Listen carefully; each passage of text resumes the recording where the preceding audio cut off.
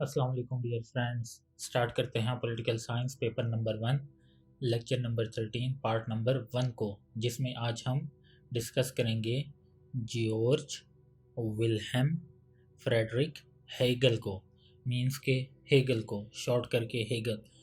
तो इसकी जो थ्योरी है, पॉलिटिकल थ्योरी है, पॉलिटिकल फिलॉसफी है, इसका जो आइडियल डायलेक्टिसिज्म है उसको जो है हम डिटेल से डिस्कस करेंगे। और ये फ़िलोसोफर जो है, आज से पहले जितने भी मैंने आपको फ़िलोसोफर्स पढ़ाए हैं उनमें से सबसे बुरा फ़िलोसोफर जो है वो मुझे हेगल लगता है, क्योंकि इसकी जो फ़िलॉसफी है वो बस एक ही चीज़ के जो रिवॉल्व है वो घूम रही है, और दैट इज़ आइडिया।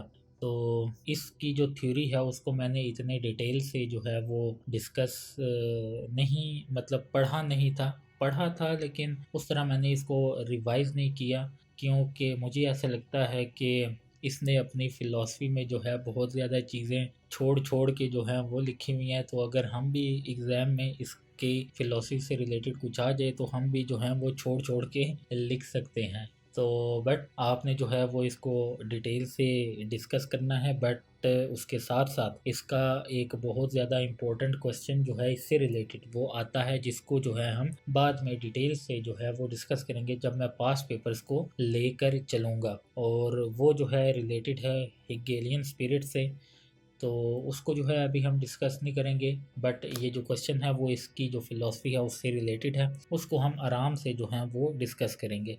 तो आज जो है वो हम हेगल की लाइफ वर्क मेथड अप्रोच और कंटेक्स्ट को देखेंगे, और देन इंशाल्लाह जो है हम नेक्स्ट लेक्चर में उसके जो आइडियल डायलेक्टिसिज्म है उसको डिटेल से डिस्कस करेंगे।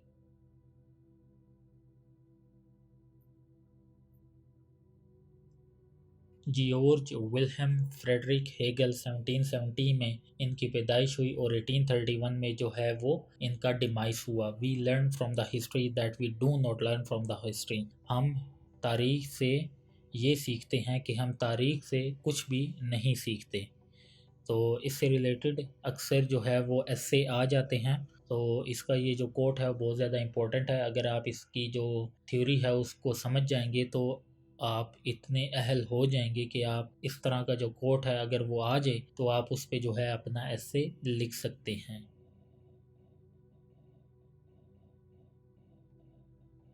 लाइफ वर्क्स और मेथड्स को डिस्कस करते हैं। Georg Hegel was born in Stuttgart, Prussia. तो प्रशिया में जो है इनकी पैदाइश हुई।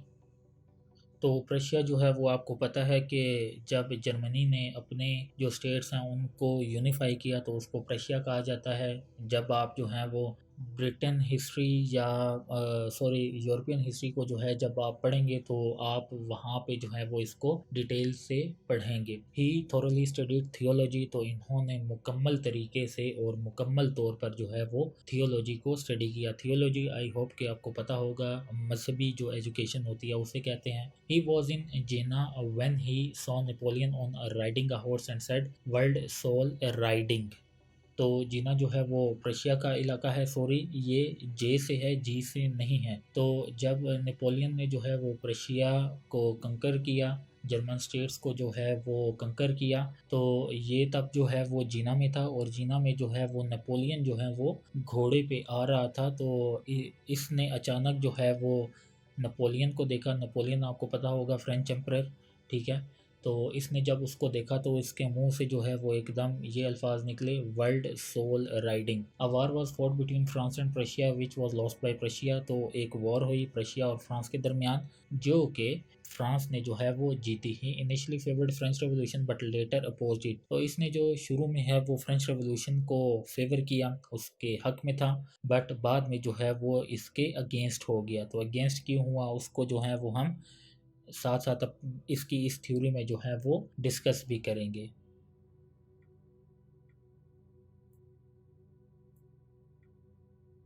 वर्क्स को देखते हैं। The phenomenology of the spirit, the science of logic, encyclopedia of philosophical science, the philosophy of science and law, the philosophy of history, lecture on the philosophy of religion. तो ये इसके कुछ फेमस वर्क्स हैं, और इनमें से कुछ जो हैं वो अक्सर एमसीक्यूज़ में जो हैं वो आ भी जाते हैं।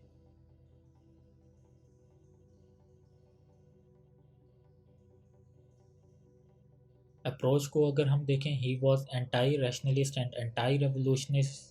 तो एंटाई रैशनलिस्ट था, मतलब इसकी जो फिलॉसफी है उसमें हमें रैशनलिज्म लॉजिक जो है वो नज़र नहीं आती, और ये एंटाई रेवोल्यूशनिस्ट था। तो सब पहले तो इसने जो रेवोल्यूशन है उसको फेवर किया, बाद में जो है वो अपोज किया। As he was a theologist, तो क्योंकि ये थियोलॉजिस्ट था, he was an idealist like Plato, तो ये प्लेटो की तरह जो है वो आइडियलिस्ट था। He believe that the ideas are the more important things from material things. तो इसका मानना ये है कि आइडिया जो है वो मटेरियल थिंग्स से ज़्यादा जो है वो इम्पोर्टेंट है, और मटेरियल थिंग्स को कौन इम्पोर्टेंट मानता था आइडियलिज्म से ज़्यादा, तो वो था Karl Marx. Ideas are independent and institutions and cultures are the reflection of ideas. तो आइडियाज़ जो हैं, इसका कहना है कि वो इंडिपेंडेंट होते हैं, और जो इंस्टीट्यूशंस हमें नज़र आती हैं, जो कल्चर्स हमें नज़र आते हैं, जो भी हमारे बिलीव्स हैं, थिंकिंग है, रिलीजन है, सोसाइटी है, वो हमारे आइडियाज़ का ही रिफ्लेक्शन है। क्योंकि इसका मानना ये है कि सबसे पहले आइडिया जो है वो जनरेट होता है, देन हम किसी चीज़ के ऊपर वर्क करते हैं। तो मीन्स के आपके ज़हन में आइडिया आएगा मोबाइल बनाने का, तो आप बाद में मोबाइल बनाएंगे ना।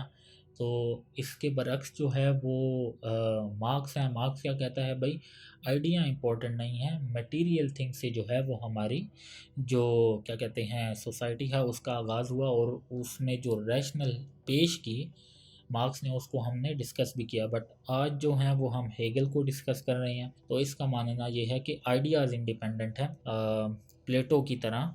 तो अगर हम प्लेटो का जो है वो आइडियलिज़म को थोड़ा सा डिस्कस करें, मुझे अभी सही तरीके से जो है वो याद नहीं है, क्योंकि जब मैंने थोड़ी बहुत फ़िलॉसफी जो है वो पढ़ी थी, तब हमने जो प्लेटो का आइडियलिज़म है उसको थोड़ा सा पढ़ा था। क्योंकि पॉलिटिकल साइंस में जो है हमने उसका जो फ़िलासफ़र किंग का है, हमने स्टेट के बारे में जो है वो लेके चलना है उसकी अप्रोच को। तो जो प्लेटो का आइडियलिज़म है वो ये कहता था कि हम जो है इस दुनिया में जो चीज़ भी देखते हैं, ये हमने पहले से किसी और जगह में जो है वो देखी हुई है। मीन्स के पैदा होने से पहले हम किसी ऐसी जगह पे थे जहाँ पे हम ने घोड़ा देखा, और अब हम ज़मीन पे आते हैं तो घोड़ा देखते हैं, तो हमें कैसे पता चलता है कि ये घोड़ा है। तो हमें इस तरह पता चलता है कि हम जो है पहले किसी और दुनिया में रहे हैं, वहाँ पे हमने घोड़ा देखा है, वहाँ पे हमने जो भी चीज़ है, मैं आपको घोड़े की बस वैसे एग्जांपल दे रहा हूँ, जो भी चीज़ है उसको देखी है। तो तब हम जब इस दुनिया में आए हैं, तो हम कोई भी चीज़ देखते हैं तो हमें उसका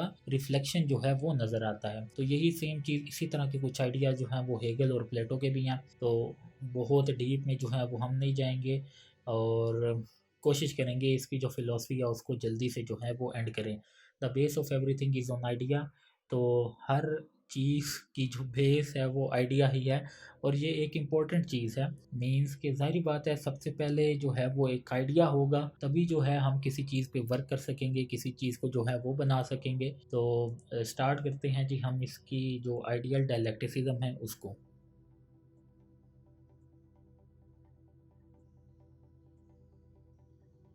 कंटेक्चुअलाइजेशन को पहले हम देख लें। He was born during the height of romantic period and live through and was influenced by the French revolution. तो ये उस टाइम पे पैदा हुआ जब रोमांटिसिज्म का जो पीरियड है वो हाई था। रोमांटिसिज्म कौन सा पीरियड है, जब लोगों ने जो है वो फीलिंग्स इमोशंस के थ्रू जो है रियलिटी को डिस्कस करने का प्रचार किया। और ये कौन सा पीरियड था, जब रूसो जो है उसने अपनी फ़िलासफ़ी जो है वो इसी चीज़ के बारे में जो है वो दी थी, और ये जो है वो फ्रेंच रेवोल्यूशन से बड़ा इंस्पायर्ड था।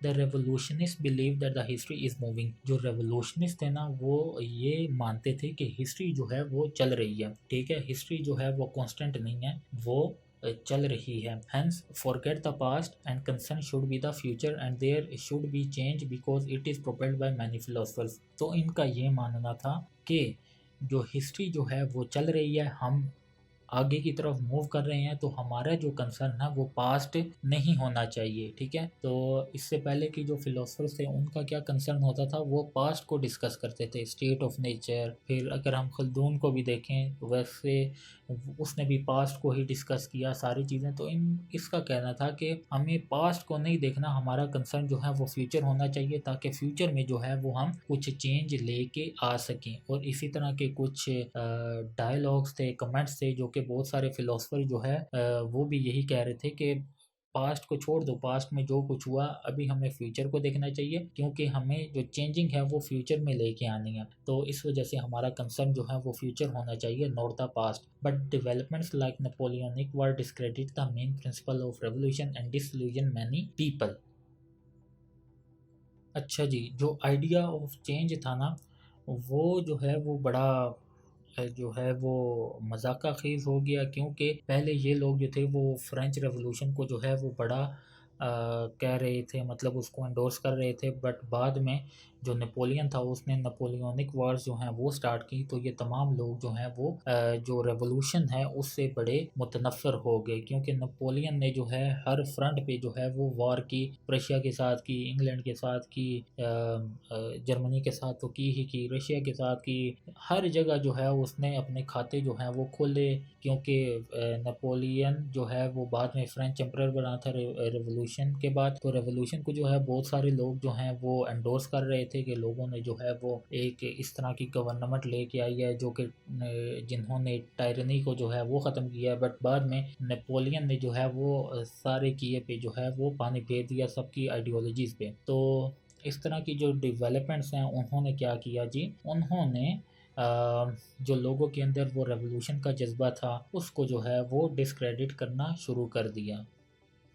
इससे पहले क्या हो रहा था, इससे पहले जो है ये हो रहा था कि जो रेवोल्यूशनिस्ट के मानने वाले थे वो ये कह रहे थे कि हमारा जो कंसर्न है वो फ्यूचर होना चाहिए। जिस तरह जो फ्रेंच लोग हैं उन्होंने जो नेचुरल राइट्स हैं ऑफ लाइफ, लिबर्टी और प्रॉपर्टी को जो है वो इंडोर्स किया अपने रेवोल्यूशन में, तो हम लोगों को भी जो है वो इस तरह का काम करना चाहिए, इस तरह के जो स्लोगन्स हैं उनको इंडोर्स करना चाहिए, और हमें भी जो है वो रेवोल्यूशन अपनी अपनी स्टेट्स में लेके आना चाहिए ताकि लोगों की जो है वो एक हुकूमत बने। बट नेपोलियनिक वॉर्स की वजह से, क्योंकि उसने पूरे यूरोप में जो है वो वॉर फैला दी थी और पूरे यूरोप पे जो है उसका तकरीबन जो है वो कब्ज़ा हो गया था, तो इन चीज़ों ने लोगों को बड़ा डिस्क्रेडिट किया फ्रॉम दी रेवोल्यूशन, और लोगों ने जो है वो जो रेवोल्यूशन को वो जो पैडल कर रहे थे उससे जो है वो किनारा कशी करनी शुरू कर दी।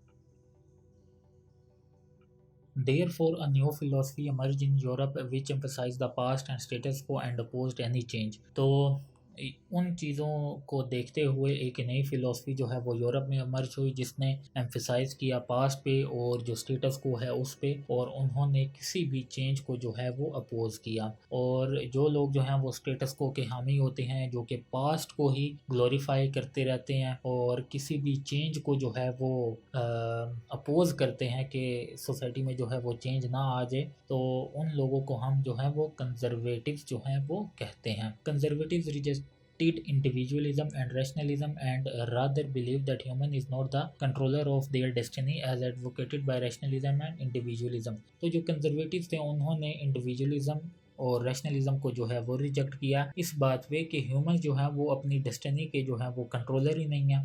ठीक है, जब ह्यूमंस जो हैं वो अपनी डेस्टिनी के कंट्रोलर ही नहीं है, तो तब जो है इन ह्यूमंस जो वो रैशनलिज्म की बात करते हैं, इंडिविजुअलिज्म की बात करते हैं, तो ये चीज़ें जो हैं वो सारी बेकार हैं। तो हम देखते हैं कि वो किस तरह कह रहे हैं कि ह्यूमन जो है वो अपनी डेस्टिनी के कंट्रोलर ही नहीं है। They believe that the state is the result of past historical development, hence they rejected the right to revolution। उनका ये कहना है कि जो स्टेट है वो एक पास्ट का जो है वो हिस्टोरिकल डेवलपमेंट है, और वो जो है जो राइट टू रेवोल्यूशन जो है उसको निगेट करते हैं।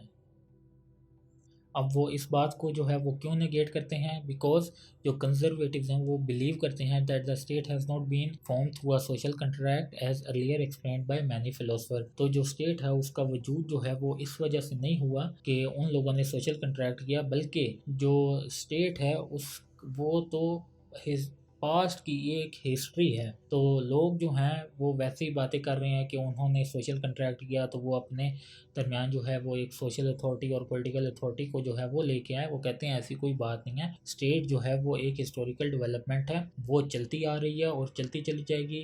तो इसी वजह से जो है लोगों को राइट टू रेवोल्यूशन जो है वो नहीं होना चाहिए। तो अगर देखा जाए तो सिंपली उनका कहने का मतलब है जो स्टेट जो है और ये जो सारी चीज़ें हैं ये नेचुरल वन है, और ये सारी चीज़ें जो हैं वो एक नेचर उसको चला रही है। लोग कहते हैं कि इस तरह की उन्होंने सोशल कंट्रैक्ट कर लिया तो वो वॉर से बाहर निकल आए, उन्होंने इस तरह के सोशल कंट्रैक्ट कर लिए तो उन्हों के दरमियान कॉन्फ्लिक्ट जो है वो ख़त्म हो गए। तो वो कहते हैं कि नहीं, कोई रैशनलिज्म नहीं था, कोई इंडिविजुअलिज्म की उन्होंने बात नहीं की, इस तरह की कोई जो है वो चीज़ें नहीं हुई, बट स्टेट जो है वो एक नेचुरल था और ये जो है वो चलती आई हैं और चलती जो हैं वो रहेंगी।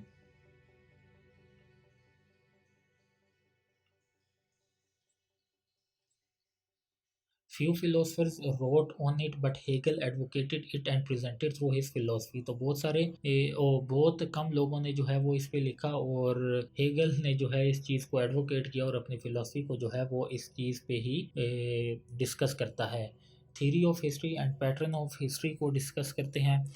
The state is the product of historical event. जो स्टेट जो है वो हिस्टोरिकल इवेंट की एक प्रोडक्ट है। Human is not free. जो ह्यूमन जो हैं वो फ्री नहीं है। Human is under ideas. जो ह्यूमन है वो आइडियाज़ के अंडर है। According to him history is not hazard. वो बिखरी हुई नहीं है, एक गलत जो पोस्चर है, क्या कहेंगे, लापरवाही में जो है वो नहीं पड़ी हुई। Instead it has a pattern and history is purposeful and intelligent. बल्कि हिस्ट्री का जो है वो एक पैटर्न रहा है और हिस्ट्री का जो है वो एक पर्पस है और हिस्ट्री जो है वो बड़ी इंटेलिजेंट रही है।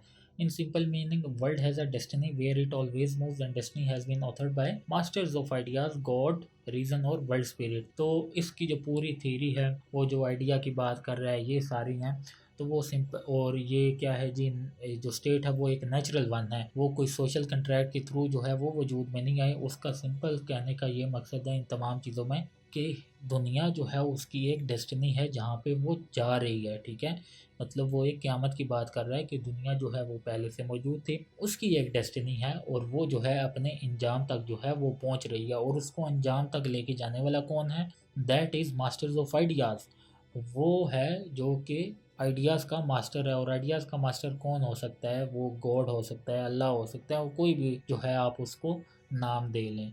तो आप देख रहे हैं कि इसकी फ़िलॉसफ़ी में हमें थोड़ा मज़हबी टच जो है वो नज़र आ रहा है। तो वो मज़हबी टच क्यों नज़र आ रहा है? Because he studied theology. तो इस वजह से इसकी जो फ़िलॉसफ़ी है हमें उसमें जो मज़हबी टच है वो नज़र आ रहा है।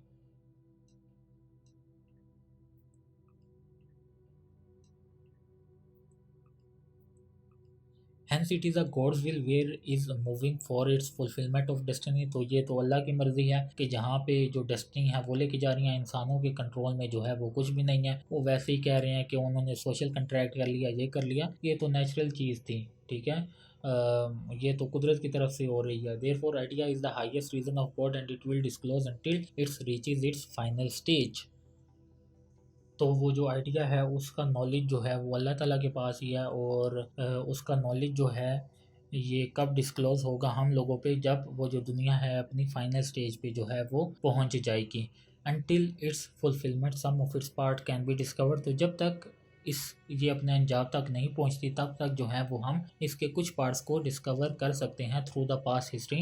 And nobody can predict the future. तो हम पास्ट हिस्ट्री को थोड़ा सा पढ़ के उसको एनालाइज करके तो हम जब तक ये अपनी इख्तिताम पर पहुंचती हैं हम उसके कुछ पार्ट्स को डिस्कस कर लेंगे। बट कोई बंदा जो है वो प्रिडिक्ट नहीं कर सकता फ्यूचर के इसका इख्तिताम जो है वो क्या होगा। Through a series of historical periods one can predict where the world is heading. तो जो हिस्टोरिकल पीरियड्स रहे हैं उनको जो है अगर हम डिस्कस करें, जो पास्ट में रहे हैं उनको हम डिटेल से पढ़ें तो हम प्रिडिक्ट कर सकते हैं कि दुनिया जो है वो कहाँ पर जा रही है। Each historical period can be known through institutions, religion, culture, art which develops with in it. तो जो भी हिस्टोरिकल पीरियड रहे हैं दुनिया में उनको हम जान सकते हैं। और उनको किस तरह जान सकते हैं कि हम देख सकते हैं कि उन हिस्टोरिकल पीरियड में कौन सी इंस्टीट्यूशंस रहे हैं, कौन से रिलीजन रहे हैं, कौन से कल्चर रहे हैं, किस किस्म का आर्ट रहा है जो उन लोगों के अंदर जो है वो डेवलप होता था। तो हम उन चीज़ों को जो है अगर एनालाइज करें तो हम कुछ पार्ट्स को जो है वो डिस्कवर कर सकते हैं जब तक दुनिया जो है वो अपने अंजाम तक पहुंचती है।